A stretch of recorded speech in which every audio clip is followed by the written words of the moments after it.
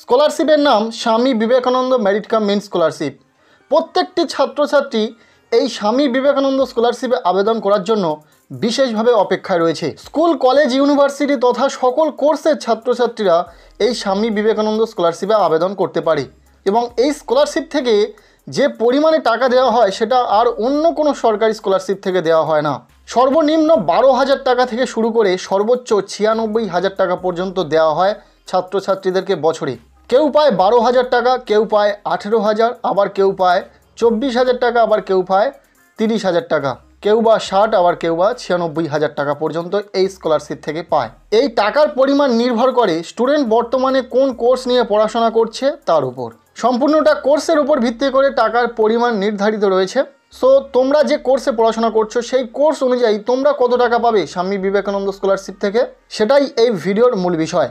সরাসরি আমরা স্কলারশিপের অফিসিয়াল ওয়েবসাইট থেকে জেনে নেব যে কোন কোর্সে এই স্কলারশিপ থেকে কত টাকা দেওয়া হয়। যেমনটা অন স্ক্রিনে তোমরা দেখতে পেয়ে যাচ্ছ এই মুহূর্তে, এখানে রয়েছে কোর্স, বিভিন্ন টাইপ কোর্স রয়েছে এবং সেই কোর্স অনুযায়ী স্কলারশিপে আবেদন করার এলিজিবিলিটি ক্রাইটেরিয়া এখানে রয়েছে এবং এখানে রয়েছে স্কলারশিপের অ্যামাউন্ট। কোন কোর্সে কত টাকা দেওয়া হয় সেটা কিন্তু এখানে রয়েছে। তবে একটা বিষয়, এখানে যে অ্যামাউন্ট দেওয়া রয়েছে সেটা মাসের হিসাবে, তোমাদেরকে সেটা বছরের হিসাবে ক্যালকুলেট করে নিতে হবে, কারণ বছরে এককালীন এই স্কলারশিপ থেকে টাকা দেওয়া হয় মাসের হিসাবে, তাই এখানে রয়েছে। তবে মাসে মাসে টাকা দেওয়া হয় না, তাই এখানে যে অ্যামাউন্টটা রয়েছে এর সাথে 12 দিয়ে গুণ করে নিতে হবে এবং যেটা বেরোবে সেটাই তোমাদের স্কলারশিপ থেকে দেওয়া হবে সেই পরিমাণে টাকা। প্রথমে আসছি যারা কলেজে আর্টস নিয়ে পড়াশোনা করবে, যেমন যারা বিএ কোর্সে অ্যাডমিশন নিচ্ছে, তাদের জন্য এই স্কলারশিপ থেকে বছরে 12,000 টাকা দেওয়া হবে। প্রত্যেকটি ছাত্রছাত্রী স্কলারশিপ থেকে 12,000 টাকা পাবে। আবার যারা কমার্স নিয়ে পড়াশোনা করবে কলেজে, তারাও বছরে এই স্কলারশিপ থেকে 12,000 টাকা পাবে। তবে যারা আন্ডার গ্র্যাজুয়েশনে সায়েন্স নিয়ে পড়াশোনা করবে তারা পাবে 18,000 টাকা। যারা জিওগ্রাফিতে অনার্স করবে তারাও পাবে কিন্তু 18,000 টাকা। পাশাপাশি আন্ডার গ্র্যাজুয়েশন লেভেলে যে অন্যান্য প্রফেশনাল কোর্সগুলো রয়েছে, যেগুলো ইউজিসি অ্যাপ্রুভড বিভিন্ন কোর্স রয়েছে, সেই প্রফেশনাল কোর্সে অ্যাডমিশন নিয়ে থাকলে এই স্কলারশিপ থেকে পেয়ে যাবে বছরে 18,000 টাকা। এবার আসছি যারা পোস্ট গ্র্যাজুয়েশন করবে, পোস্ট গ্র্যাজুয়েশনে যারা আর্টস নিয়ে পড়াশোনা করবে তারা পাবে এই স্কলারশিপ থেকে বছরে 24,000 টাকা। যারা কমার্স নিয়ে পড়াশোনা করবে তারাও পাবে বছরে 24,000 টাকা। কিন্তু যারা পোস্ট গ্র্যাজুয়েশনে সায়েন্স নিয়ে পড়াশোনা করবে তারা পেয়ে যাবে বছরে 30,000 টাকা। এছাড়াও পোস্ট গ্র্যাজুয়েশন লেভেলে যে প্রফেশনাল কোর্সগুলো রয়েছে, যেগুলোতেও পড়াশোনা করলে এই স্কলারশিপ থেকে পাওয়া যাবে বছরে 30,000 টাকা। অবশ্যই দেখতে হবে প্রফেশনাল কোর্সগুলো যেন ইউজিসি অ্যাপ্রুভড হয়ে থাকে। এবার আসি যারা নন নিট এমফিল, নন নিট পিএইচডি করবে, তারা পাবে এই স্কলারশিপ থেকে বছরে 60,000 টাকা থেকে 96,000 টাকা পর্যন্ত।